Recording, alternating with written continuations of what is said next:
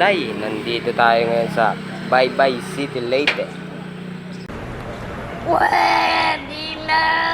Nagayos tayo mga natuklap na atop o bubong ng bahay.